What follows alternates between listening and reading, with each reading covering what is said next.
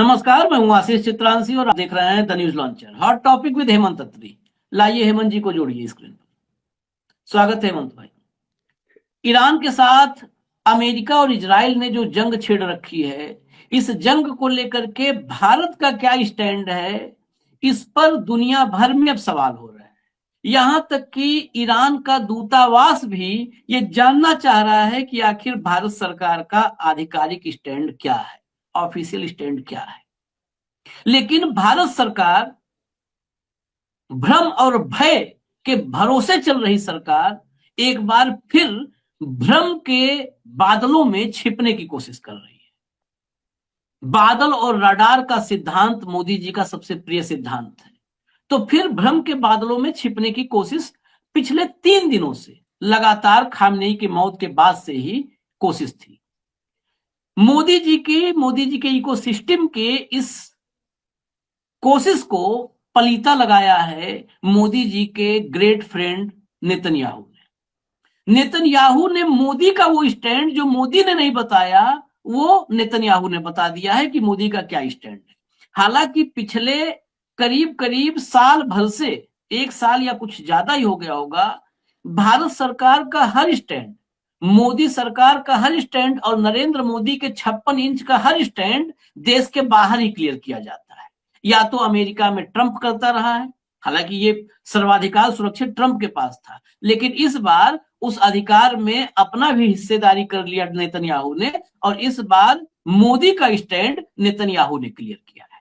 यही भारत की foreign policy की दिव्यांगता का सबसे बड़ा प्रमाण है और मोदी के सरेंडर का सबसे बड़ा सबूत है। इसके बीच में भारत में सोनिया गांधी ने कलम उठा ली, राहुल गांधी ने भी लिख मारा पूरा एक पैराग्राफ, और राहुल गांधी और सोनिया गांधी ने जब लिखा तो जवाब देने के लिए कुपढ़ों की जमात से फिर वही प्रथम व्यक्ति सामने आया। हर जगह पर जिसे होता है शहर का प्रथम व्यक्ति, देश का प्रथम व्यक्ति, तो कुपढ़ों की जमात से प्रथम व्यक्ति सामने आया। आप समझ चुके होंगे कौन है, वही जो नेहरू से लेकर के इंदिरा गांधी तक को सदन में खड़े होकर के गाली देते हैं, भारतीय जनता पार्टी के माननीय सांसद निशिकांत दुबे। अब निशिकांत दुबे जब जब आते हैं, अगर इस देश की जनता जाग जाए तो आप बिल्कुल स्पष्ट, बिल्कुल मतलब दूध और, कहते ना कि दूध का दूध और पानी का पानी, बिल्कुल साफ हो जाएगा कि निशिकांत जब जब सामने आते हैं फंसाते मोदी को ही। लेकिन इस देश की जो मीडिया है, पामेरियन गोदी जो मन करे कह लीजिए आप, वो उसमें झांकने के बजाय, दूध और पानी दिखाने के बजाय दूध और पानी को दोबारा फेंट करके शरबत बनाने लगती है, इसलिए क्लियरिटी नहीं आता। यानी ये पूरा का पूरा सिस्टम ही भ्रम का है, कंप्लीट सिस्टम। जहां पर भ्रम कम होने लगता है वहां पर मीडिया जाती है उस भ्रम का कॉकटेल बनाने के लिए। फिर अब खबरों को खोल करके हम आपको दिखाते हैं। भैया लाइए जरा हेडलाइन दिखाइए, हेडलाइन दिखाइए, तब चीजें एक एक करके क्लियर करें पूरी। Thanked great friend PM Modi for standing with Israel, Netanyahu to NDTV. Netanyahu ने एनडीटीवी से कहा है, कहा क्या है, एनडीटीवी से बातचीत में अपने महान मित्र मोदी का आभार जताया है। किस लिए आभार जताया? स्टैंड विद इजराइल, इजराइल के साथ, इस युद्ध में इजराइल के साथ खड़े होने के लिए। यानी अगर नेतन्याहू सही है, मोदी के मित्र अगर सही बोल रहे हैं, हालांकि मोदी के मित्रों का कोई खंडन करने आता नहीं, इतनी किसी की हिम्मत है नहीं, मोदी का अगर ये मित्र सही है तो इस युद्ध में मोदी सरकार इजराइल के साथ खड़ी है। मोदी सरकार न्यूट्रल नहीं है। मोदी सरकार शांति के पक्ष में भी है कि नहीं है, यह भी अब सवाल के घेरे में है। कहा जाता हम शांति के पक्ष में, इजराइल तो शांति के पक्ष में है नहीं, इजराइल तो युद्ध के पक्ष में था और युद्ध कर रहा है, युद्ध के पक्ष में था, युद्ध कर रहा है, और मोदी जी इजराइल के पक्ष में है। तो फिर वही जो A+B² टाइप में बताते हैं, वैसे ही कंक्लूजन पे हम भी पहुंचे। तो फिर हम कहां खड़े हैं? हम युद्ध के पक्ष में जो खड़ा है उसके पक्ष में हम खड़े हैं, यानी युद्ध के पक्ष में खड़े हैं। जरा भीतर चलिए, इस खबर के भीतर चलेंगे तो और कुछ चीजें क्लियर होंगी।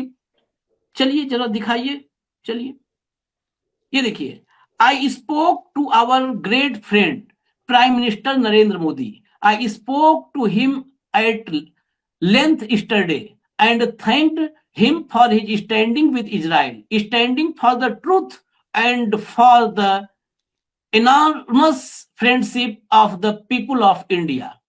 वो सत्य के साथ खड़े हैं, इजराइल के साथ खड़े हैं, यानी इजराइल का ही दूसरा नाम सत्य है। हम लोग को नहीं पता था कि इजराइल के घर का नाम सत्य है।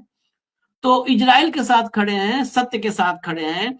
अब इजराइल और अमेरिका का सत्य हम आपको आखिर में सुनवा देंगे, जब अमेरिका का एक गवर्नर उस सच को खोलेगा तो हम उसकी जुबानी सुनाएंगे, हम क्यों बताएं क्या सच है क्या गलत है। चलिए इसके बाद ये तो हो गया, ये हो गया, बाकी अभी हेमंत जी बताएंगे। आगे बढ़िए, एक इजरायली जनरल का एक टीवी का प्रोग्राम है, उसकी एक क्लिप है, जरा उस क्लिप को सुना दीजिए तो थोड़ा और आंखें खुल जाएंगी। वो क्लिप सुना दीजिए। יש משהו מעניין אפרופו עכשיו ההסבר שאנחנו יושבים ונותנים לעם ישראל, אזעקה ראשונה, אזעקה שנייה.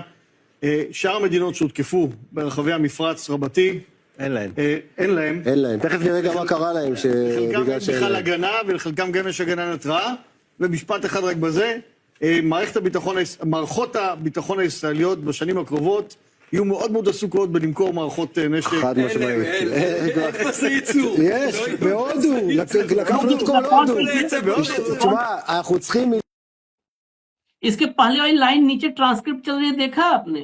वी टुक ऑल इंडिया, ये देखिए, we took all of India, we do in India, we took all of India. आगे बढ़ाइए, आगे बढ़ाइए। हाँ, यहाँ पॉज कर दीजिए।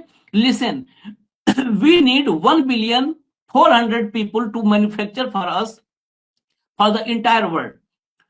जो पूरी दुनिया में सिक्योरिटी बांटना चाह रहा है, वो कहां से, उसके लिए मैन्युफैक्चरिंग पाइपलाइन कहां है? तो बता रहे हैं कि we took India, we took India. उन्होंने इंडिया को, ऐसा लग रहा है जैसे बाजार में होली पिचकारी खरीदने गए हैं। ये इंडिया को 140 करोड़ लोग बनाएंगे, किसके लिए? इजराइल के लिए। बहुत सारे लोग इसमें से ये निहितार्थ निकाल सकते हैं उसको कि कहेंगे देखो इजराइल हमको मैन्युफैक्चरिंग हब बनवा देगा, हमसे बनवाएगा। तो जब ईस्ट इंडिया कंपनी आई थी और फिर अंग्रेज हम पर राज कर रहे थे तो हमसे बहुत चीज बनवाते थे, हमसे नील की खेती करवाते थे।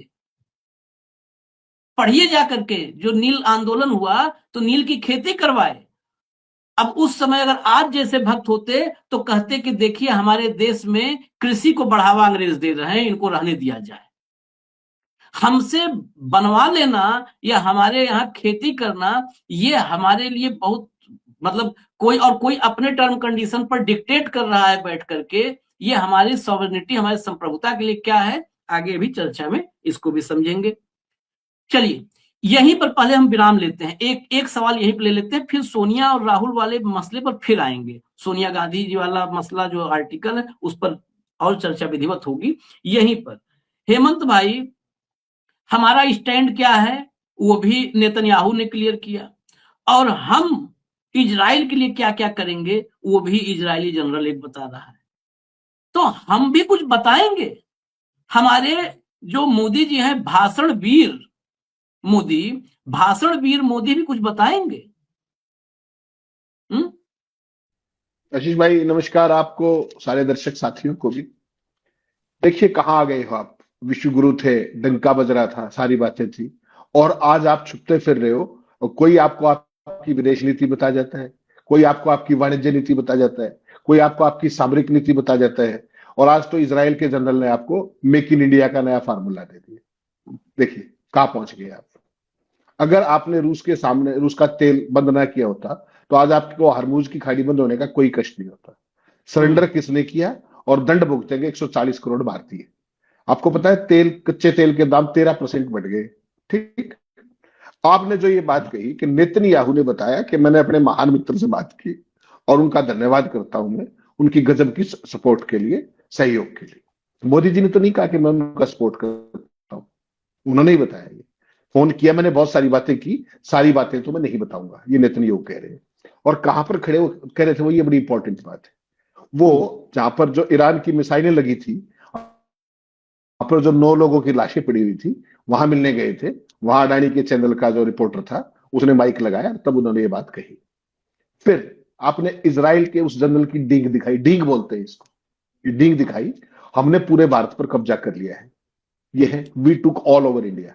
इसका मतलब होता है हिंदी में, हमने पूरे भारत पर कब्जा कर लिया है। एक फौज का जनरल कह रहा है टीवी पे बैठ के, इजराइल के राष्ट्रीय टीवी पे। ये इजरायली टीवी पर पकड़ा गया कच्चा और अहंकारी बयान है, सारी दुनिया ने देखा इसको। इजरायली जनरल I24 न्यूज है वहां का, उसकी जो होस्ट है शोरेन गेल, उसको खुले तौर पर घोषणा क्या कर रहे हैं वो, हमारे पास कोई उत्पादन लाइन नहीं है। जर्नलिस्ट कह रहा है हमारे पास कोई उत्पादन लाइन नहीं, बनाओगे कहां से? तो ये कहते हैं हमारे पास है, जनरल साहब कहते हैं हमारे पास है भारत में, हमने सारा भारत ले लिया, कोट अनकोट, हमारे पास 1.4 अरब भारतीय है, अनकोट। ये मेक इन इंडिया साझेदारी की बारे में बात तो नहीं कर रहे। मेरा भी वही शक है जो आपका शक था कि मेक इन इंडिया भी वहां से तय होना लगे। ये स्वामित्व के बारे में बात कर रहे हैं कि वो हमारे लिए बनाएंगे और हम पूरी दुनिया को बेचेंगे। क्या? Air defence systems, air defence systems. ये हमारी फैक्ट्रियां, हमारी जमीनों, हमारे लोगों को अपनी आउटसोर्सिंग युद्ध मशीन में बदलने की बात तो नहीं कर रहे। ये मेरा सवाल है, क्योंकि हम कम पढ़े लिखे लोग हैं, ये ज्यादा ज्ञानी लोग हैं, बाकी भगत भी बहुत ज्ञानी, वो भी समझ लेंगे। बेसिकली क्या है कि जो समझौता कर चुके पीएम मोदी हैं, उन्होंने इस पे कुछ बोला है क्या? बोलना तो उनको चाहिए था, अगर इतनी बड़ी डील करके आए हैं तो उनको बोलना चाहिए था। और बोल कौन रहा है? इजराइल का जनरल, प्रधानमंत्री भी नहीं, इजराइल का जनरल। ये आपकी तो ये संप्रभुता कहां है जिसकी रक्षा करने की शपथ माननीय मोदी जी ने ली थी देश की?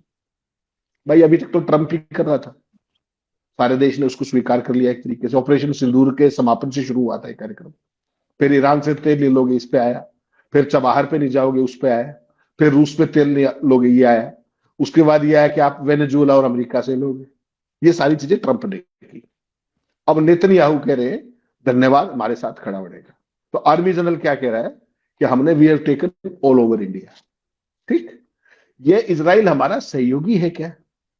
उन्होंने हमारे रक्षा उत्पादन की मलकियत ले ली है क्या? उसने तेल अवीव की मिसाइलों के लिए क्या 1.4 अरब भारतीयों को सस्ते शर्म में तब्दील करके आए हैं क्या मोदी जी? ऐसा कोई एग्रीमेंट करके आए हैं क्या? ये सरेआम भारत का अपमान है राष्ट्रीय स्तर पर एक इजरायली फौजी जनरल के द्वारा। मोदी सरकार ने कथित तौर पर, हम तो यही कहेंगे क्योंकि हमें पता नहीं, तो कथित तो जोड़ना ही पड़ेगा, क्या 144 करोड़ की आबादी को बेचा है क्या? क्या हम डिफेंस सिस्टम बनाएंगे उनके लिए? ये मोदी जी ने बताया। अमेरिका के बाद अब भारत क्या इजराइल का भी उपनिवेश बनेगा?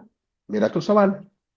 इजराइल का जनरल इतनी जिम्मेदारी के साथ कह रहा है तो कुछ न कुछ तो होगा, और इन्होंने अभी तक डिनाई नहीं किया। ये जो वीडियो आपने दिखाया ये कल शाम का वीडियो है, अभी तो ऑलमोस्ट 18 से 20 घंटे हो चुके हैं इस बात को। अब जनरल मार्केट में चर्चा क्या आ गई है कि जो आप बात कहते थे वो अब बिल्कुल सोशल मीडिया में हर जगह है कि अमेरिका का राजदूत जो सर्जियो गौर था वो नया गवर्नर जनरल है क्या? और जो इजराइल का राजदूत है क्या वो डिप्टी गवर्नर जनरल बना दिया है क्या बिना घोषणा किए?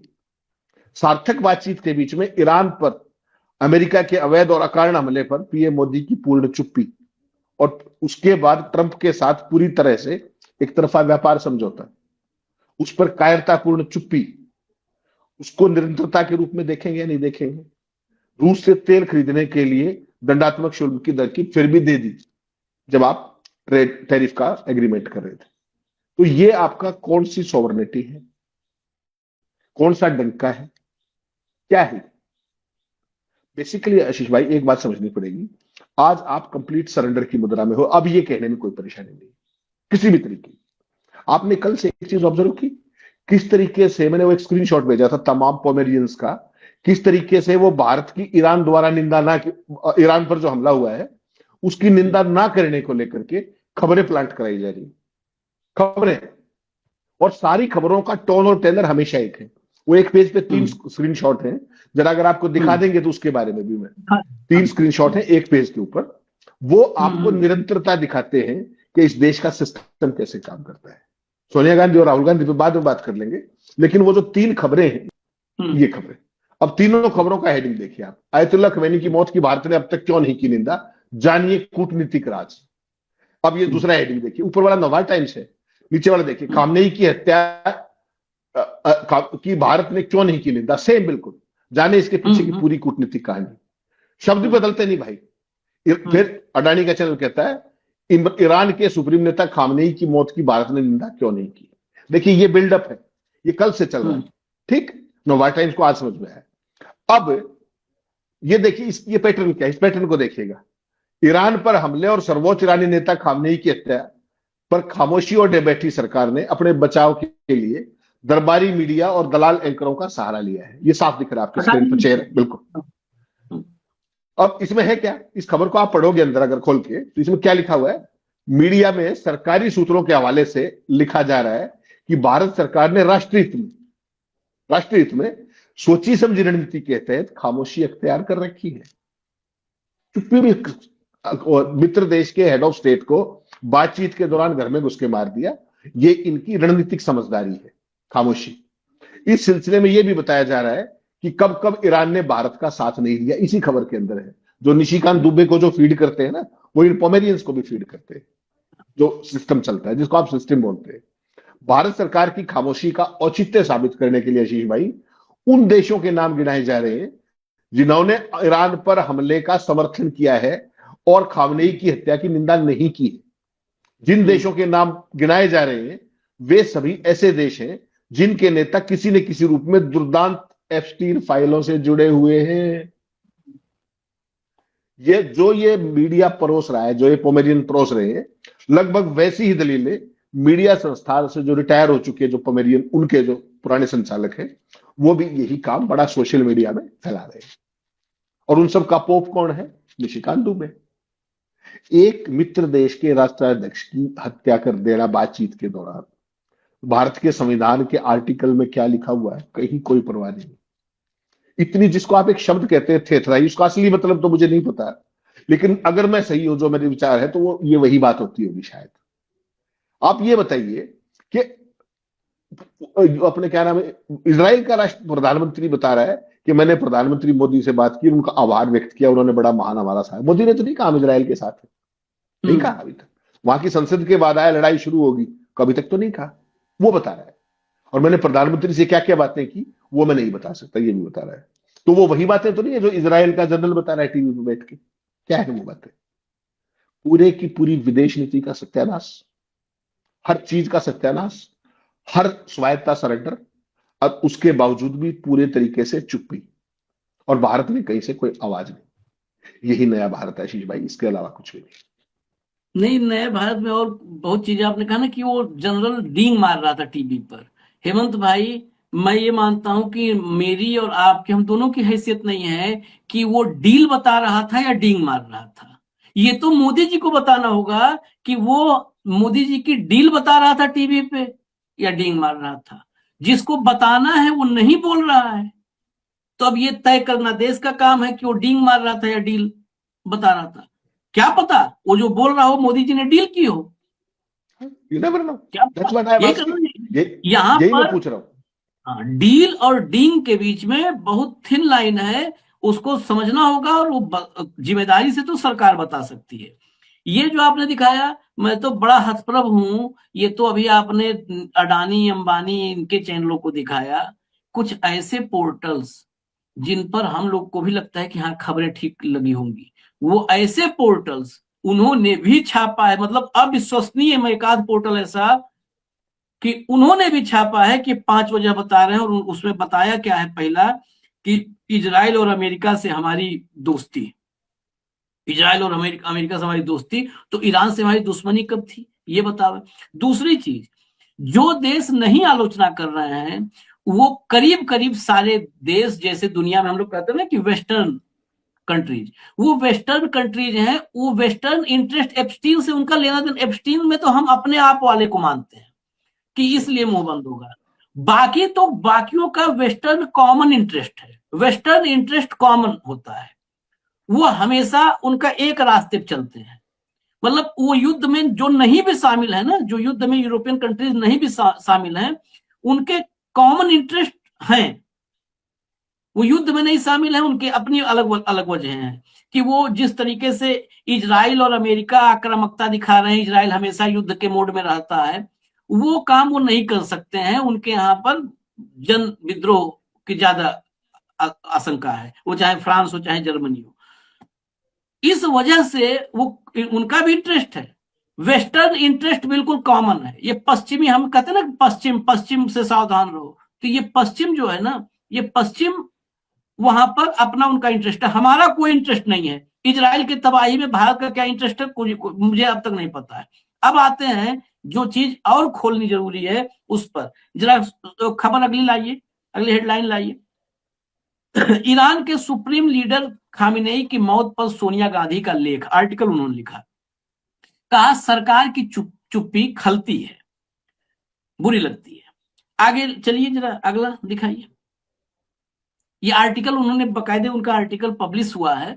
वो आर्टिकल जो है, उस आर्टिकल को जो है नीचे अटैच करके और राहुल गांधी ने ट्वीट किया है। ये जो ट्वीट किया है मैं हिंदी में बता दूं, जब किसी विदेशी नेता की लक्षित हत्या पर, टारगेटेड किलिंग, लक्षित हत्या पर हमारा देश संप्रभुता या अंतरराष्ट्रीय कानून का कोई स्पष्ट बचाव नहीं करता और निष्पक्षता का त्याग कर देता है, तो इससे हमारी विदेश नीति की दिशा और विश्वसनीयता पर गंभीर सवाल उठते हैं। इस स्थिति में चुप्पी तटस्थता नहीं है, और ये चुप्पी तटस्थता नहीं है, इसको तटस्थता को तो आप खत्म कर दिया नेतन्याहू ने। कांग्रेस संसदीय दल की अध्यक्ष श्रीमती सोनिया गांधी जी इस नाजुक वैश्विक मोड़ पर लिख रही हैं, जिसमें उन्होंने इस बात पर जोर दिया है कि भारत को संप्रभुता और शांति के लिए खड़ा होना चाहिए और अपनी नैतिक शक्ति को पुनः प्राप्त करना चाहिए, बिल्कुल प्राप्त करना चाहिए। अब ये नीचे देखिए एडिटोरियल पेज लिखा है जो सोनिया गांधी ने, government silence on killing of Iran leader is not neutral, it is abdication. अब हटा दीजिए इसको। अब यहां से ये तो हो गया, ठीक है, सोनिया गांधी ने, राहुल गांधी ने जो लिखना था लिख दिया। अब प्रकट होते हैं निशिकांत दुबे, उनका ट्वीट लाइए, उनको दिखाइए जरा, देखिए क्या लिखा उन्होंने। खामिनेई का एक ट्वीट उठाया और उस ट्वीट को कोट करते हुए लिखा, लिखना तो बनता है, लिखना तो बनता है। एक तंज है कि लिखना तो बनता है, जिसे कहते हैं ना कि अरे यार उनका तो बोलना बनता है, वो बहुत किया है, बहुत उनको बचाया है। खामिनेई का ट्वीट क्या लगाया, before studying glimpses of world history by mister Nehru, I don't know India before colonization had undergone so many important advances. ये उनका वीडियो भी था, हमने वीडियो आपको पहले सुनवा भी रखा है। खामनेई एक बार बोल रहे थे तो उन्होंने नेहरू के किताब ग्लिम्स ऑफ वर्ल्ड हिस्ट्री की चर्चा की थी और उसको पढ़ने की बात की थी कि उसको पढ़ना चाहिए, बहुत सारी चीजें उससे क्लियर होती हैं। लाइए ट्वीट लाइए, इसको दिखा करके, वही ट्वीट लाइए, इसको दिखा करके कि खामनेई नेहरू की किताब, मतलब नेहरू के बड़े पक्षधर थे, नेहरू की तारीफ करते थे, इसलिए सोनिया गांधी का लिखना तो बनता है। ठीक है, चलो सोनिया गांधी का इसलिए बनता है। अगला ट्वीट लाइए, अगला ट्वीट लाइए, फिर बताते हैं कि क्या क्या बनता है। ये उन्होंने 2 पन्ने लगाए हैं, 2 पन्ने में क्या है वो भी आप पढ़ लीजिएगा, नहीं तो हम सारांश में बता देंगे।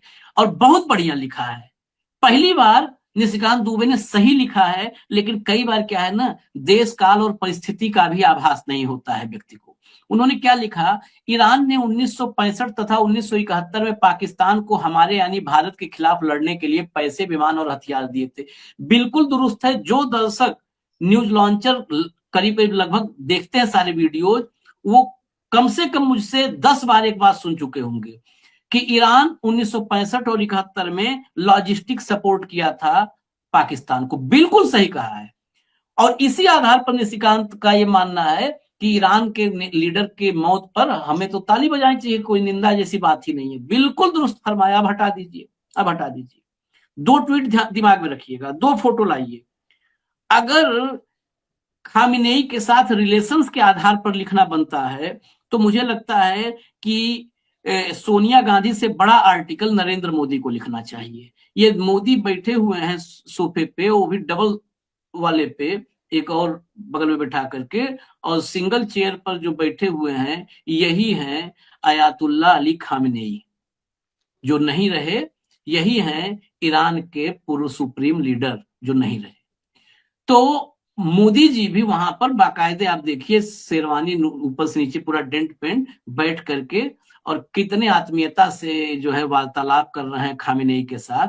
तो बनता तो है इनका भी, ऐसा तो था नहीं कि कभी मिले नहीं। खामेनेई से बचपन से ही कट्टी कर रखी थी कि कट्टी है हमारी, हम नहीं मिलेंगे कभी। आप मिले थे, आपने उसी ईरान में खड़े होकर के वो भाषण भी हमने सुनवाया है जिसमें आपने भाषण दिया था कि हमारी तो सदियों की दोस्ती है, हमारी हजारों साल की दोस्ती है। वही तो लिखना तो आपका ही बनता है। ये दोस्ती शायद नेहरू को भी नहीं पता थी, जितने साल आपने काउंट किया उतना शायद नेहरू ने भी नहीं काउंट किया था। तो आपकी ज्यादा बनती है लिखने की, आपकी ज्यादा बनती है लिखने की। अब मैं आपको दूसरे वाले हिस्से का बता दूं, 65 और 71 में। ये गौर से सुनिएगा और आप फिर तय करिएगा। 1900, ये हकीकत है, 1965 में और 71 में ईरान ने लॉजिस्टिक सपोर्ट दिया था, खूब सपोर्ट दिया था भारत के खिलाफ युद्ध में पाकिस्तान में। इसीलिए तो भारत को आज अड़ना चाहिए था। 1965 और 71 में ईरान में पहलवियों का शासन था। जो रजा पहलवी अभी अमेरिका में रह रहा है, उसके बाप दादा का शासन था। पहलवी राजवंश का शासन था। और पहलवी राजवंश के शासन में जो अमेरिका का वो है, आप मोहरा पहलवी, जो पहलवी ईरान में तख्ता पलट करवाना चाहता है, रिजिम चेंज करवाना चाहता है, उस पहलवी का ही शासन था। और पहलवी खुलेआम भारत के खिलाफ पाकिस्तान को सपोर्ट करता था। यानी पाकिस्तान का जो चहेता है ईरान में, वो अमेरिका का चहेता जो ईरान में है, वो पाकिस्तान का कट्टर समर्थक है। वो पाकिस्तान का कट्टर समर्थक है। युद्ध में जिसे इस बार ऑपरेशन सिंदूर में टर्की और अजरबैजान जिस भूमिका में थे पाकिस्तान के साथ, उससे ज्यादा तगड़ी भूमिका में वो पहलवी के समय में ईरान था पाकिस्तान के साथ। 65 और 71 डेट वो साल नोट कर लीजिए। 1979 में 1979 में इस्लामिक क्रांति हुई ईरान में, और तब खोमैनी, ये खामेनेई नहीं, खोमैनी बने अमेरिका के ईरान के सुप्रीम लीडर। और उनके समय में ये आयतुल्ला अली खामेनेई ये परिषद में आए, फिर 82 में राष्ट्रपति बने, और उसके बाद 89 में ये जो है वहां के सुप्रीम लीडर बने। 1979 से जब भी आप वर्ल्ड और मिडिल ईस्ट और इंडिया और पाकिस्तान के पूरे रिलेशन को समझेंगे, उसके बाद पाकिस्तान और ईरान के संबंध बिगड़ते गए। ईरान ने पाकिस्तान के भीतर कुछ ग्रुप्स हैं, मैं विषयांतर नहीं हो रहा हूं, विषय है, इसको समझ लीजिएगा। मैं जो बोल रहा हूं क्रॉस चेक करिएगा, मैं हमेशा कहता हूं। पाकिस्तान के भीतर जो अलग अलग गुट थे शिया और सुन्नी के, तो जो शिया इस्टेब्लिशमेंट थे, शिया ग्रुप्स थे, उनको ईरान ने समर्थन दिया सुन्नी बाहुल्य पाकिस्तान में। उससे पाकिस्तान के भीतर की अपनी स्थिति, जो जम्मू कश्मीर को लेकर के लड़ रहा था, पाकिस्तान के अंदर जो विवाद पैदा हुए जिसमें पाकिस्तान और उलझ गया और कमजोर हुआ, वो ईरान ने पैदा किया। ईरान ने भारत का कई मौकों पर समर्थन किया, कई बहुत महत्वपूर्ण मौकों पर भारत का समर्थन ईरान ने किया।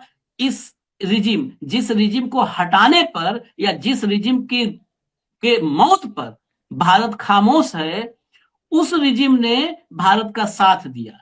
जिस सन की बात कर रहे हैं, बेसिकली क्या है, ऐसा नहीं है कि निशिकांत को पता नहीं होगा। ये भारतीय जनता पार्टी की सबसे बड़ी खूबी मैं बता दूं, वो पूरे भारत को जाहिल मानते हैं कि किसी को पता नहीं होगा। कौन सोचेगा 65-71 लिख दिए, आदमी सोचेगा आज बहुत बढ़िया यार, ईरान वाले माल दिया, हमारे खिलाफ पाकिस्तान के साथ था। अरे जो साथ था आप उसके साथ खड़े हो, जो पाकिस्तान के साथ था, मैं बिल्कुल खुल के कहूंगा। आज रजा पहलवी वाले रिजिम को चाहता है अमेरिका, और रजा पहलवी वाला रिजिम पाकिस्तान के साथ था, आप उसके साथ खड़े हो जो पाकिस्तान के साथ खड़ा था। ये फिर मैं कह रहा हूं वही मैथमेटिकल फॉर्मूला है मोदी जी वाला, ये जोड़ना पड़ेगा। हेंस प्रूव्ड इति सिद्धम, हम लोग पाइथागोरस का प्रमेय पढ़ते थे तो होता था ना इति सिद्धम सीक्वेंस वाइज। तो आप चलिए ऐसे सीधा कि जो पाकिस्तान का समर्थक था उसी रिजिम को लाने के लिए तो आप इजराइल और अमेरिका के साथ खड़े हो।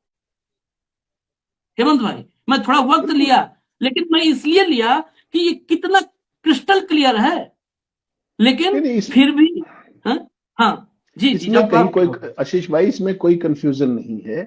ये अर्थ का अनर्थ बना करके लोगों को अंदर भ्रम पैदा करना, केवल उतनी सी कहानी। इजराइल ईरान के अंदर कितने हजार लोग मर चुके हैं अभी तक? 800 की तो ऑफिशियल फिगर आई है, चौथा दिन है आज। और वो पहलवी का जो जिसको लगता है कि तेरा यहाँ फिर दाव लगेगा, अमेरिका में बैठ के वो क्या कह रहा है कि मुझे जो 6 अमेरिका के 8 सैनिक मारे गए हैं उनका बहुत गम है। 125 छात्राएं जो मारी गई, नाबालिग बच्चियां बेचारी स्कूल में, उनका आज आपको पता है सामूहिक वो हुआ है संस्कार। उसमें उसको कोई पीड़ा नहीं। जो हजारों लोग ईरान के अंदर मर गए उसमें उसको कोई पीड़ा नहीं। उसको पीड़ा किस चीज की है कि 8 अमेरिकी सैनिक मारे गए। ये जो बीजेपी वाले ये वही काम कर रहे हैं। इनको भारत से कोई मतलब नहीं। इनको तो लोगों के दिमाग में ये बैठाना है कि हमसे बड़ा कोई राष्ट्रवादी नहीं है। हकीकत में इनसे बड़ा अर्थ का अनर्थ करने वाला इस धरती पे ही कोई नहीं। जो काम ये कर रहे हैं आज, एग्जैक्टली यही काम 30-40 के दशक में, 1930-40 में जर्मनी में हुआ करता था।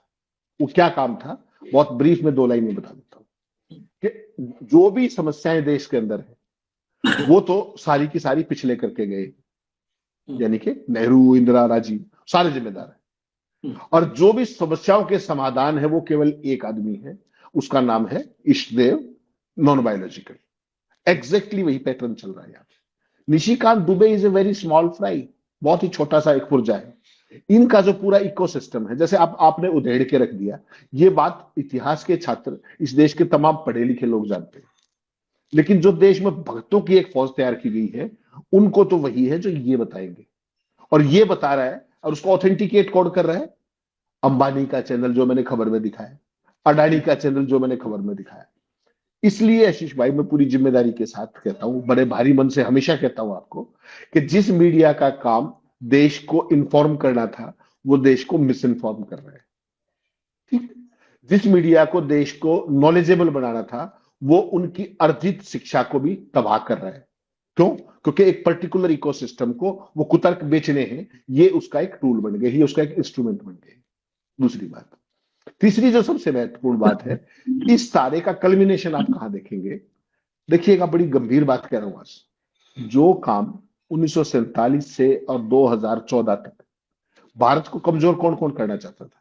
एक अमेरिका, CIA, दूसरा चाइना। ठीक, पाकिस्तान का तो कोई धंधा ही नहीं। पाकिस्तान को तो इन्होंने अपने बराबर खड़ा किया, बार बार पाकिस्तान का नाम लेके ये उसको अपने बराबर ले आए। इस बात को ये बड़ा शौर्य मानते।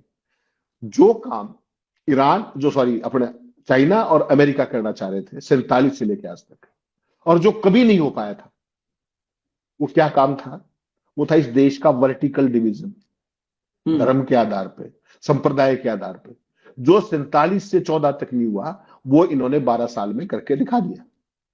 पहले देश के अंदर किया, कपड़ों से पहचाना, शमशान कब्रिस्तान किया, गहने ले जाएंगे, तुम्हारी गाय भैंस ले जाएंगी, वो सारा एक नैरेटिव था। वो पर्पस वही है जो वो चाहते, जो वो करना चाह रहे थे वो कर दिया। अब उससे अगला स्टेप है कि डिप्लोमेसी के अंदर भी कम्युनलिज्म ले आए। डिप्लोमेसी के अंदर क्या कह रहे थे वहां खड़ा होकर के कि हमारे देश में आज तक एक भी यहूदी के खिलाफ कोई अत्याचार नहीं हुआ। बहुत अच्छी बात है, नहीं होना चाहिए। पहली बात तो इस देश में यहूदी कितने हैं, और अगर नहीं हुआ तो क्या वही चीजें बाकी माइनॉरिटीज पे लागू हो सकती है क्या? क्यों नहीं होनी चाहिए? वो भी इंसान है, उनके भी मानवाधिकार। तो जहां जाओ वहां का चोला उड़ लो। कल क्या कह रहे थे, जो आपने वीडियो हमने चर्चा की थी, ये खामने ही बैठे हुए थे वहीं पे, मोदी जी टेलीप्रॉम्प्टर से पढ़ रहे थे या रजिस्टर में जांच लिख के ले गए थे कि भारत और ईरान की दोस्ती उतनी पुरानी है जितना इतिहास पुराना है। एग्जैक्ट कोट था ये। हाँ, हमारी दोस्ती उतनी ही पुरानी है जितना इतिहास पुराना है। ठीक, तो एक खामने ही साहब है, इस पे चुप्पी साध लोगे आप, और प्रोपेगेंडा कराओगे पोमेरियन से कि इन कारणों से भारत स्ट्रेटेजिक चुप्पी कर रहा है। और नेतन्याहू क्या बता रहा है कि मेरे महान दोस्त ने मेरी जो मदद की।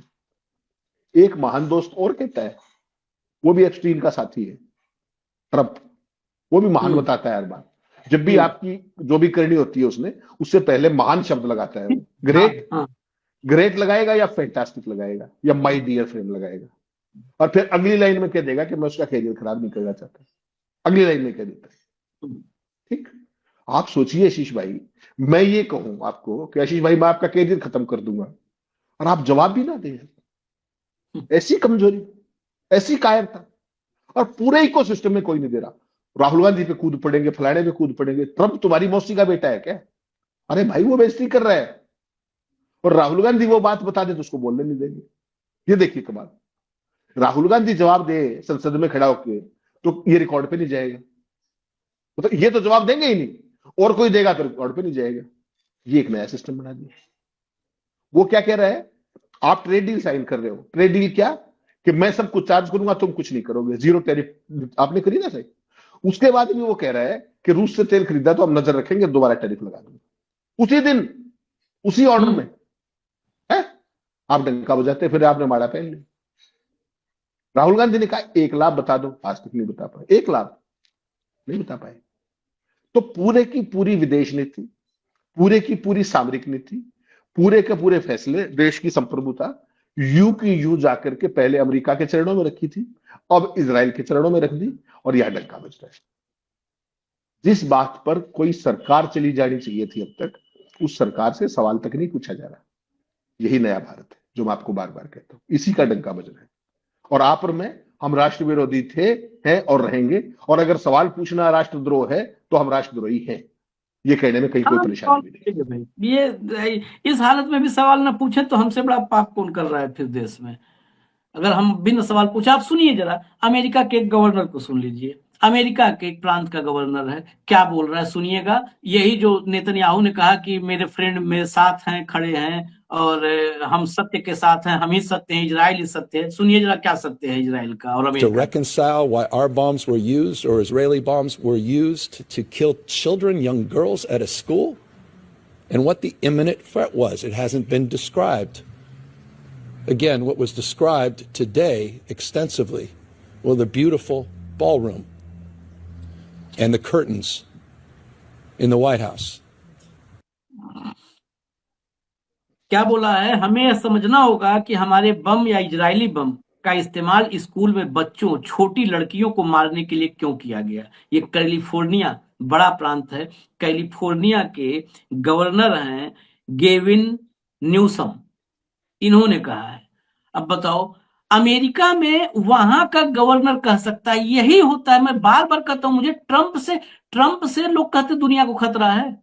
मैं हेमंत भाई आज भी एक बात मानता हूं, ट्रंप से दुनिया को खतरा नहीं है। ट्रंप आप देख लीजिएगा 28 बस डेडलाइन, हाँ 28 तक डैमेज करेगा, नुकसान पहुंचा देगा, लेकिन वो दुनिया को मिटाने की नहीं क्षमता रखता है, क्योंकि उसी के देश में एक लंबी फहरिस्त है जो उसके मुंह पर खड़े होकर के ना आमने सामने उसको उस बेशर्म को करारा तमाचा जड़ सकते हैं, फिजिकली नहीं, हाथ से ही, जुबान से उसको नग्न करके, उसके झूठ को उसके सामने बता करके कि तुम झूठे हो, तुम मानवाधिकार का हनन कर रहे हो, तुम मक्कार हो, बताने की हिम्मत रखते हैं। कल इजराइल के एक अखबार ने लिखा ना हेडलाइन में कि नेतन्याहू केवल इजरायलियों को मूर्ख बना सकते हैं और किसी को नहीं। इजराइल के अखबार ने लिखा। उन परिस्थितियों में जरा तुलना कर लीजिए भारत की कि दुनिया के लिए, समाज के लिए ज्यादा खतरनाक कौन है। दुनिया और समाज के लिए ज्यादा खतरनाक वो होता है जिसके कारनामे अनगिनत होते हैं और जुबान पर ताला होता है, उसके इर्द गिर्द ऐसा माहौल होता है जिनके सबके जुबान पर ताला होता है, और चाबी एक व्यक्ति रखता है, मुंह ताला खोलता है और कहता है ये बोलो, और फिर बंद कर देता है। वो ज्यादा खतरनाक होता है देश, समाज, दुनिया सबके लिए। फाइनल, आप वक्त बहुत हो गया आज, लेकिन क्योंकि विषय बड़ा गंभीर था ये। नहीं आशीष भाई, देखिए इससे गंभीर विषय कोई हो नहीं सकता कि ऐसे बड़े क्राइसिस के अंदर दुनिया की चौथी बड़ी अर्थव्यवस्था, दुनिया की सबसे बड़ी आबादी वाला देश का इतना मजबूत प्रधानमंत्री, और वो किसी भी खाते में खड़ा नहीं हुआ है। वो भी इजराइल बता रहा है कि ये हमारे साथ है, हम कहाँ हैं हमें नहीं पता। इससे बुरी बात और कोई हो नहीं सकती। और जो आपके टाइम टेस्टेड फ्रेंड्स थे, जो स्ट्रेटेजिक फ्रेंड्स थे, वही ईरान जिसने आपको चबाहर दिया आपको एक बाईपास देने के लिए, जिस पर आपने हजारों करोड़ रुपए लगाए, उस पूरे की परिस्थिति आज कहां खड़ी हुई है। ईरान के सुप्रीम लीडर पे की मौत पर आप एक शब्द नहीं बोल। अरे मौत पे तो दुश्मन की पे भी आदमी कहता है कि भाई श्रद्धांजलि देता ही है, ये तो वो भी नहीं कर पाए। इससे शर्मनाक कुछ हो नहीं सकता आशीष भाई, मैं तो यही कहूंगा। चलिए इजाजत दीजिए हमें, हम फिर आते हैं कुछ महत्वपूर्ण खबरों को लेकर के। लेकिन इस एनालिसिस के एक एक हिस्से को मैं निवेदन करता हूं, क्योंकि ये समझना जरूरी है, एक एक हिस्से को आप लोग गौर से सुनिएगा। और फिर हमने जो बोला है, हेमंत जी ने बोला है, अगर कहीं हम गलत होंगे तो आप कमेंट में हमको बताइएगा कि ये गलत है। आप हम उसको, अगर हम कहीं गलत होंगे तो हम करेक्ट करेंगे, लेकिन हम एक एक चीज लाते हैं तो पूरा ठोक बजा के लाते हैं। ये हमारी पूरी कोशिश होती है, मानवीय भूल भले कभी हो जाए। इजाजत दीजिए, धन्यवाद हेमंत भाई, बहुत बहुत धन्यवाद, नमस्कार।